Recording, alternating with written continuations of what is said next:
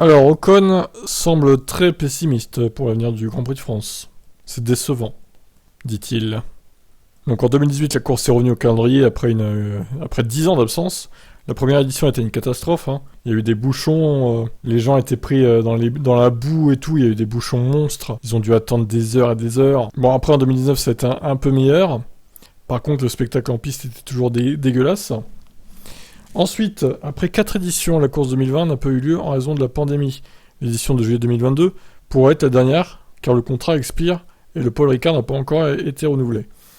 Alors que le propriétaire de la F1, Liberty Media, souhaite continuer à élargir le calendrier, il souhaite amener les courses sur ce qu'il appelle les marchés de destination du monde entier. Les marchés émergents, quoi, en gros. Comme en témoigne sa poussée américaine vers Miami et Las Vegas.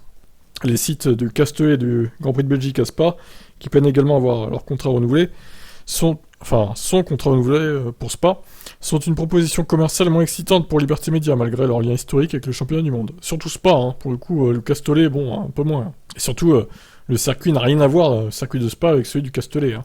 Si on doit vraiment garder un Grand Prix, c'est bien Spa, hein. C'est pas le Castellet, on s'en fout au pire. Hein. À la limite, qu'ils alternent avec une autre course, quoi. Les places sur le calendrier devenant de plus en plus rares, les deux pistes pourraient se retrouver dans une rotation accueillant des courses tous les 2 ans, ou disparaître complètement. Esteban Ocon, donc, on en vient à lui, est naturellement déçu de l'avenir de sa course à domicile. Je suis les conversations et je vois comment ça se passe, mais ça n'a pas l'air très beau. C'est très décevant. J'ai vécu ma jeune carrière quand le Grand Prix n'était pas là.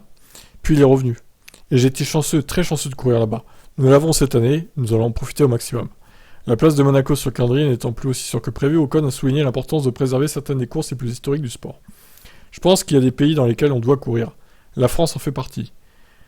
Alors, encore une fois, la France n'a pas eu de Grand Prix pendant 10 ans quand même. Pendant 10 ans.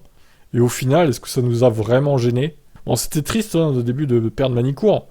Mais on s'y est fait quoi en vrai. Moi, il va pas me manquer le Castellet si on perd en vrai.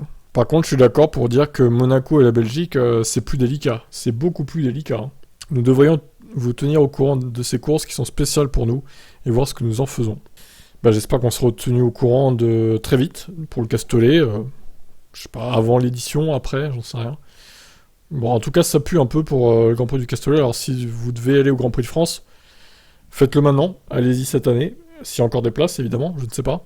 Parce que, il risque bien de disparaître. Ce qui pourrait poser problème aussi, c'est la proximité de Monaco et du Castellet. Ça ferait 2 Grands Prix dans un périmètre assez proche, finalement. Mais quitte à choisir entre les deux, je préfère quand même garder Monaco. Après, voilà, c'est mon point de vue personnel. Vous n'êtes pas obligé, évidemment, de le partager. Donnez-moi le vôtre en commentaire. Ciao, ciao.